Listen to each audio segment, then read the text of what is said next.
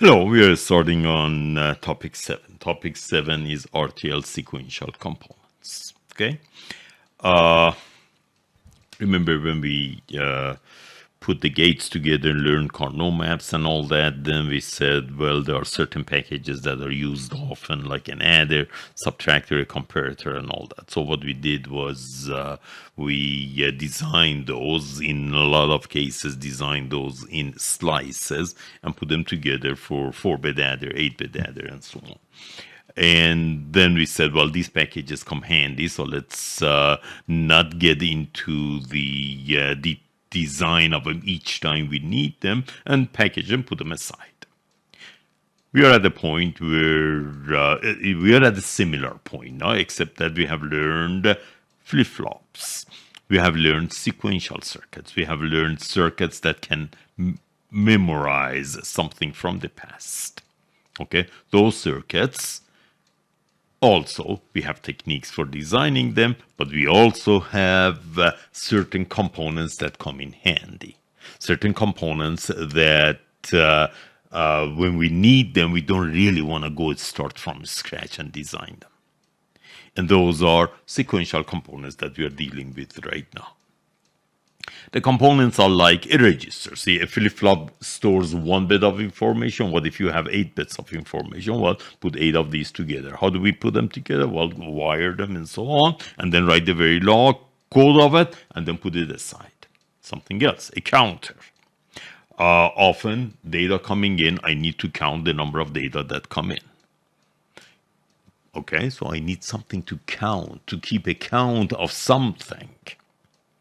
Sometimes a pulse is coming in. I want to count the number of pulses to come in, and then for every n pulses that come in, I want to produce one output pulse. This is called a frequency divider, but then this also uses a counter. And then I have shift registers, counters, and these are some common components that will be very handy, often used.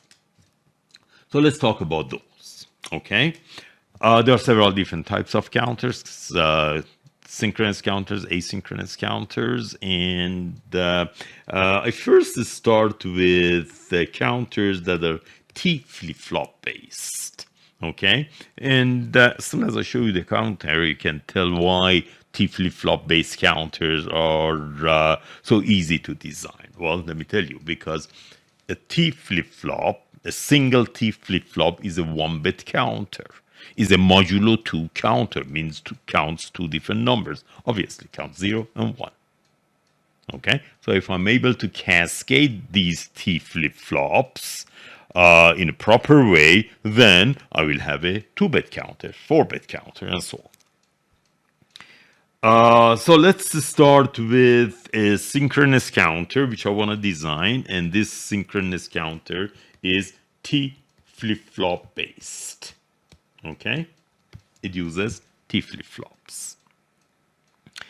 As I said, this is the counter I want built. It has a falling edge clock. It has 4 outputs: C0, C1, C2, C3.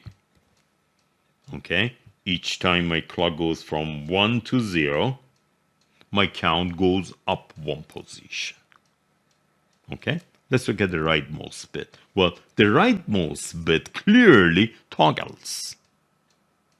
Okay? From one count to the next, it toggles. Or if the present state is 1, you give it a clock, the next state toggles. Okay? That's the same thing. What is on the left is what is on top of this 0010. That's the previous state. This is the next state. So let's take our knowledge of T flip-flops and design that single bit. Design C0.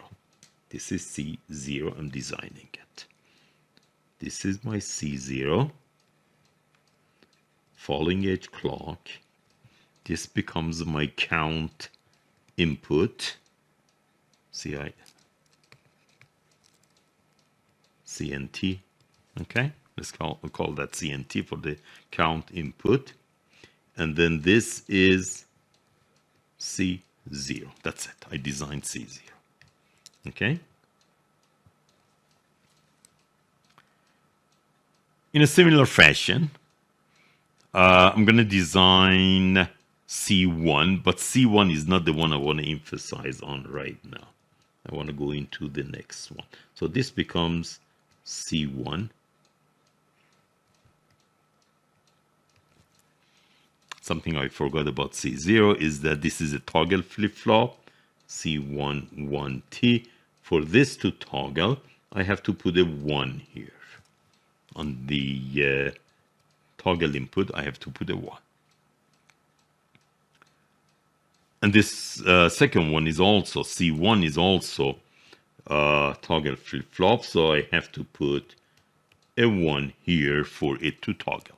Okay, so let's not do that until I go to the next one. The next one is, so this is C1. The next one is C2 that I'm dealing with. C2 that I'm dealing with. Okay, so I want to design this bit here. Okay, remember, C1 is not complete yet, but I will get to it. And this is C2. How does C2 work? If 2 bits to the right are both 1, C2 toggles. 2 bits to the right are both 1, C2 toggles. 2 bits to the right are both 1, C2 toggles. 2 bits to the right are both 1, C2 toggles. Okay, so let's do this. Let's say the bits to my right bring in a signal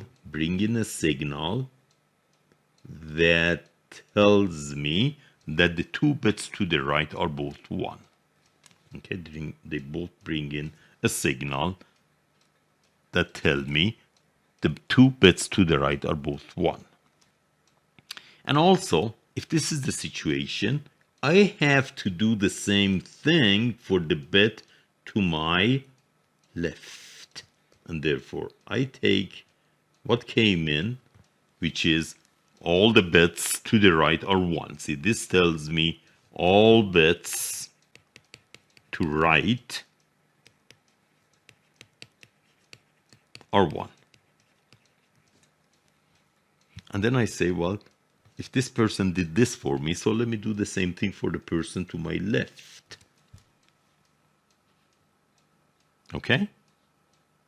So what I have now is a single bit that I can duplicate to the right, to the left for as many counter bits that I need. Okay? Why did I start with C2 and not C1 or C0? See, C0 is a special case. C0 toggles all the time, so I don't need any control of it. C2 only depends on C0, and the first bit that needs to consider all bits to the right is C2. That's why I started with that. And then the slice that I created now, I'm going to duplicate it to the right, to the left. Even though C0 and C1 don't necessarily have to have all the gating and all the signals that I have here, but then that also works for some good. All right, so this becomes my counter, and if I want to do the next bit, let's do that. The bit number 1, again, this has a signal coming from, this becomes exactly, just copy whatever you have on C2, copy it over here. Okay. And I need a little bit more room here. And then the signal that comes in with an AND gate, the signal that comes in with the AND gate comes in and connects to this. And then I'm going to do the same. There is no room for that for C0, but I'm going to repeat the same thing for C0, even though C0 doesn't really need that. But then this becomes my circuit. I'm repeating that same exact structure over and over and over again. And then the good thing is, when I'm repeating this over and over and over again, what happens is the rightmost bit has a bit that if I put a 1 here, this will be counting. If I put a 0 here, this is not going to be counting. Also, the rightmost bit has something that I call carry out. And the way that works is the following. If carrying is 1, the rightmost bit is 1, and all these are 1, carry out becomes 1. Okay? What it means is that I can take 2 of these structures, 1, with the exact same clocking. Oh, by the way, this is the count input, CNT. I can take these with the exact same clocking. And then I say that this is my least 4 bits. This is my most 4 bits. 1, 2, 3, 4. This is C0, C3, C4, C7. Okay. This one has a carry in and a carry out. Same as this one.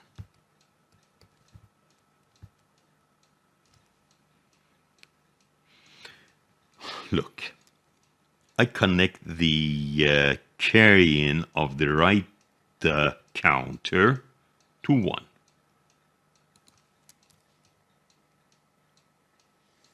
There's a 1 here. Okay. And then the way it works now is as you clock, the least significant bit, because the carry in of it is 1, counts from 0, 0, 0, 0 and goes all the way to 1, 1, 1, 1. During this entire time, carry out of it is 0. Carry out of it is 0, and which means that it hasn't reached 1, 1, 1, 1. When it reaches 1, 1, 1, 1, look at this. When it reaches 1, 1, 1, 1, and carry in is 1, carry out becomes 1. When carry out becomes 1, that's the only time that you want the most 4 bits to count up. And therefore, what you do is you take the carry out from the right bit, from the right 4 bits, bring it into the carry in of the left 4 bits. So the left 4 bits is sitting dormant, doing absolutely nothing. Okay? Until the least significant 4 bits reach 1, 1, 1, 1. Only then the carry in is 1. Only then the clock that takes the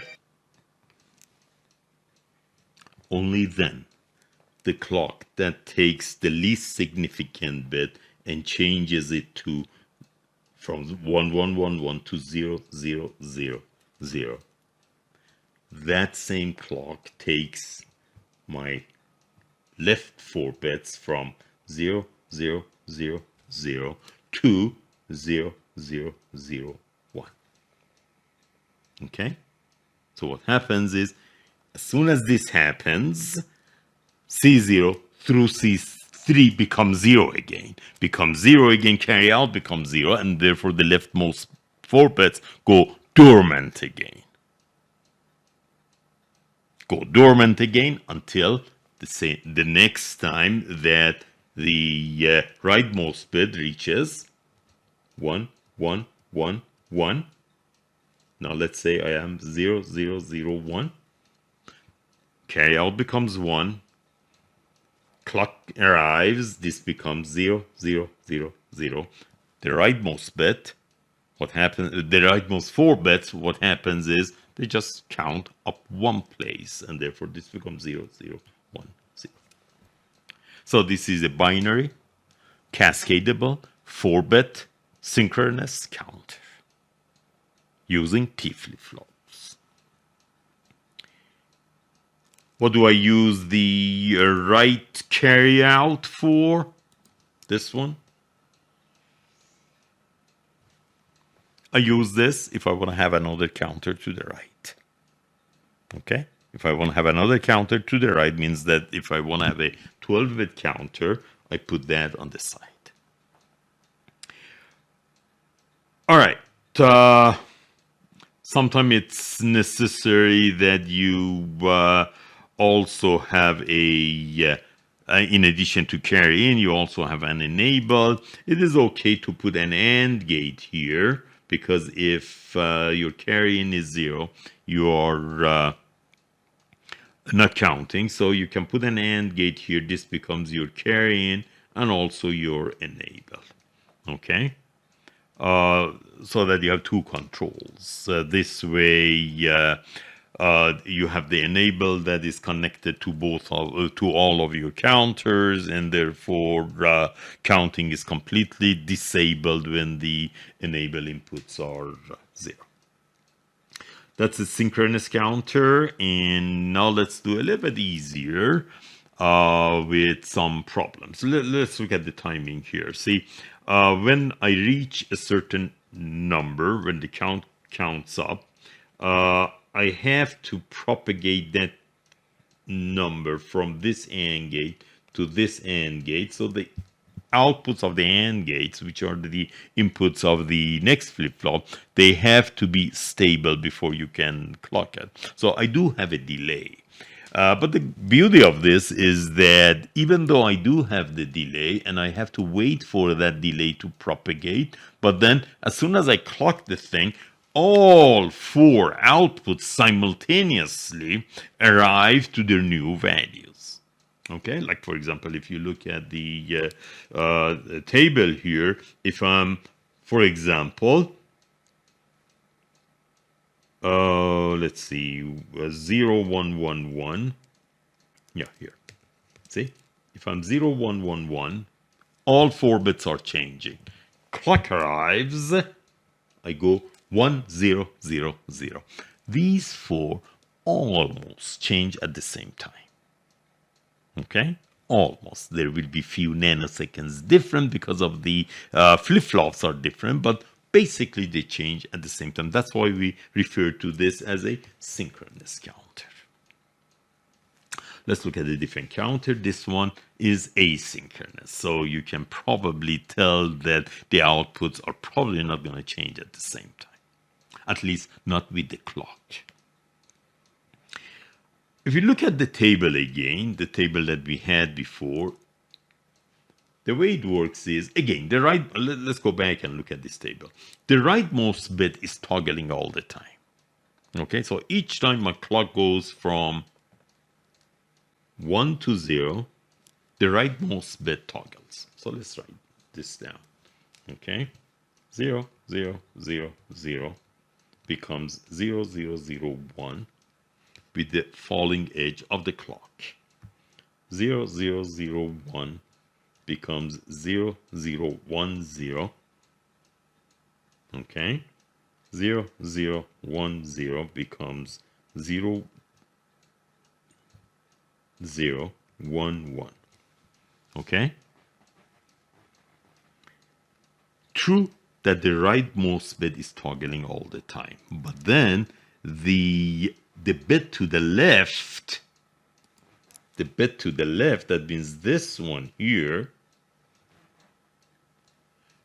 it only toggles when the rightmost bit is going from 1 to 0. Look, the rightmost bit, or the bit to its right, is going from 0 to 1, and therefore this is toggling. Let me write one more case here. 0, 0, 1, 1, changing to 0, 1, 0, 0. Okay? When the right bit is changing from 1 to 0, the one to the left is changing from 0 to 1.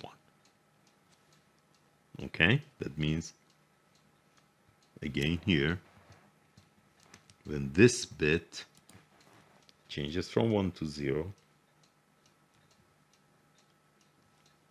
C2 toggles. So what I'm going to do is I'm going to take C0, bring it into the clock of the next one. C1, clock of the next one. C2, clock of the next one. And this goes on forever. Okay? What it means is anytime clock is going from 1 to 0, the rightmost bit toggles. Anytime the rightmost bit goes from 1 to 0, the bit to its left toggles. Anytime the bit C1 goes from 1 to 0, the bit to the left toggles. Okay? Let's look at a scenario that may be a little bit of a problem. Okay? Let's say the same situation I was showing. I have 1, 0, 0, 0. Okay, this is my count. Clock arrives. Clock arrives, definitely the I'm sorry, this is not the case I wanted to look at. I wanted to look at 0, 1, 1, 1. Clock arrives on the falling edge of the clock. The bit to the right definitely toggles. So my next state will be 0, 1, 1, 0. The bit to the right just made a 1 to 0 transition. Not requiring any more clock, the C1 sees a 1 to 0 transition. And therefore, what happens then is this one is going to go to 0, 1. This bit changes to 0, 0. Now, notice that this bit is seeing a 1 to 0 transition. A 1 to 0 transition. And then C2 sees a 1 to 0 transition on its clock. And therefore, C2 is going to toggle. And therefore, I'm going to get 0, 0, 0, 0. Now look, C2 sees a 1 to 0 transition, or actually C3 sees a 1 to 0 transition on the output of C2. And therefore, that is going to change to 1, 0, 0, 0. This is going to toggle. So what happened? You came from this count to this count, yes, correctly. But then you had a lot of transitions in between. You had first 0, 1, 1, 1 changes to 0, 1, 1, 0. Next changes to 0, 1, 0, 0. Next changes to 0, 0, 0, 0, a very bad number. And then finally it changes to 1, 0, 0, 0, 0. Okay? What it means is that true, it counts, but then the 4 outputs don't change simultaneously. Each output requires, if it wants to change, the output of the previous flip-flop to change before this decides it wants to change or not. And in this case, all 4 of them have decided they want to change, and therefore you have to start from the right-hand side, and then with each clock you have to wait until this propagation happens all the way to the left before you can give it the next clock. This is not changing simultaneously. These are the 4 outputs are actually changing depending not on the clock but depending on the bit to the right, and therefore this is asynchronous counter. Okay, still using a flip-flop, a T flip-flop.